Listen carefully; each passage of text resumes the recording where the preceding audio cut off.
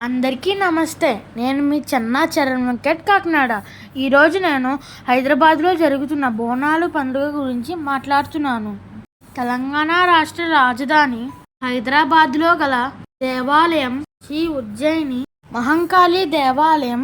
ఉజ్జయిని అమ్మవారి బోనాలు జూలై 13వ తారీఖున జరుగుతాయి. ఇది పురాతన దేవాలయం. ప్రతిరోజు దేవతకు ఆరాధన జరుగుతుంది. ఆషాఢ జాతరలకు లక్షల సంఖ్యలో భక్తులు తరలి వస్తారు. ఈ దేవాలయం ప్రత్యేకంగా బోనాల పండుగలకు ప్రసిద్ధి చెందినది.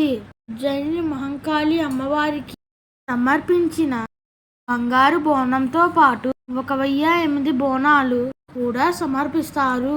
ఈ దేవాలయం యూనివర్సల్ రికార్డు సొంతం చేసుకుంది.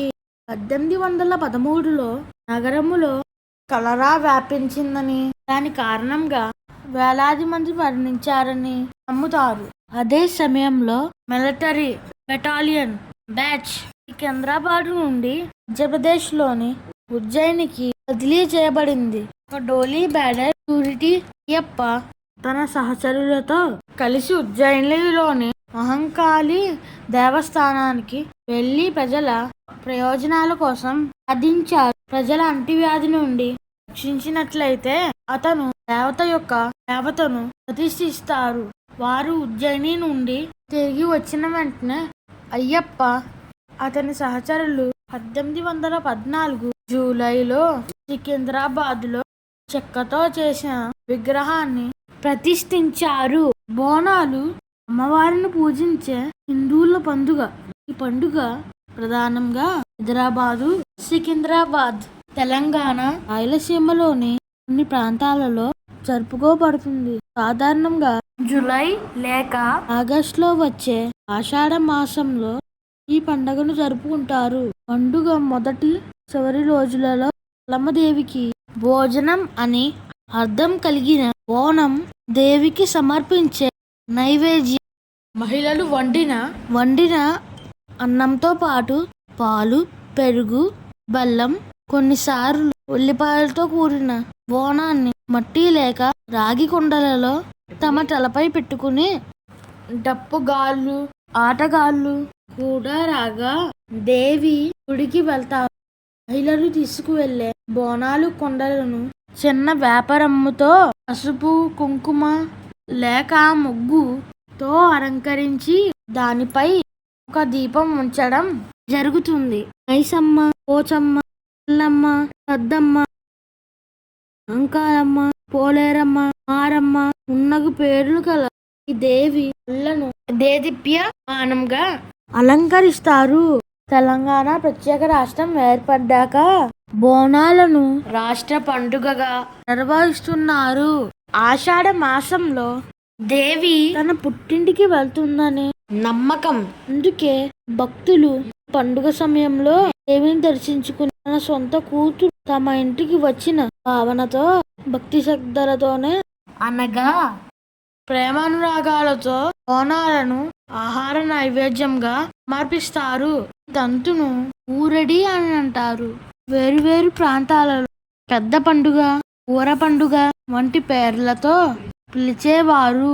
ఊరడి తర్వాత బోనాలుగా మారింది. పూర్వకాలంలో పండుగ రోజున దుష్ట శక్తులను పారతోలడానికి ఆలయ ప్రాంగణంలో దున్నపోతును బలి ఇచ్చేవారు. నేడు దున్నపోతులకు బదులు కోడి పుంజులను బలి ఇవ్వడం ఆనవాయితీగా మారింది. పండుగ రోజున స్త్రీలు పట్టు చీరలు, నగలు ధరిస్తారు. పూనకం పట్టిన కొందరు స్త్రీలు తలపై కొండని మోస్తూ డప్పుగాళ్ళ లయబద్ధమైన మోతలకు అనుగుణంగా దేవిని స్మరిస్తూ నర్తిస్తారు.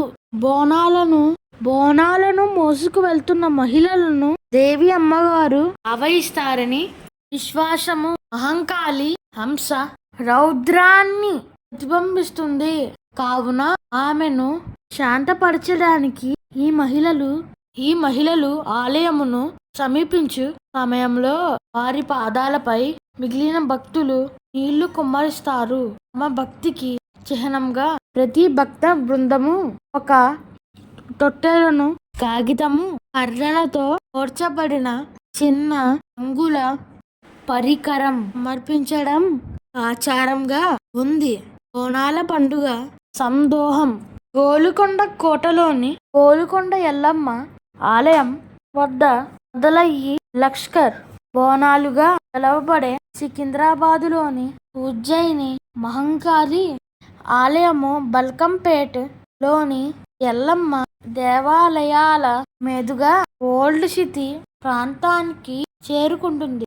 దేవి అమ్మవారి సోదరుడైన పోతురాజును ప్రతిబింబించే ఒక మనిషి చేత పండుగ సమూహాన్ని నడిపించడం ఇంకొక ఆనవాయితీ. పోతురాజు పాత్రను పోషించే వ్యక్తి పురద్రూపిగా బలశాలిగా ఉంటాడు.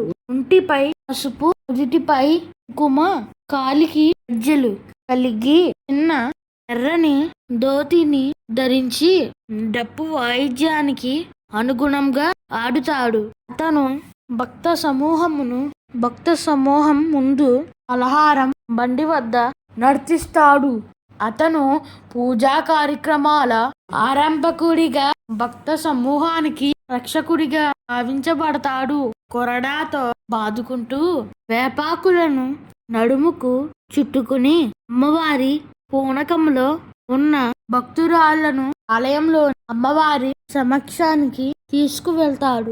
బోనాల పండుగ దేవికి నైవేద్యము సమర్పించు పండుగ కావడం చేత ఆ ప్రసాదాన్ని కుటుంబ సభ్యులు అతిథులతో పాటు స్వీకరిస్తారు. నివేదనాంతరం మాంసాహార విందు భోజనం మొదలవుతుంది.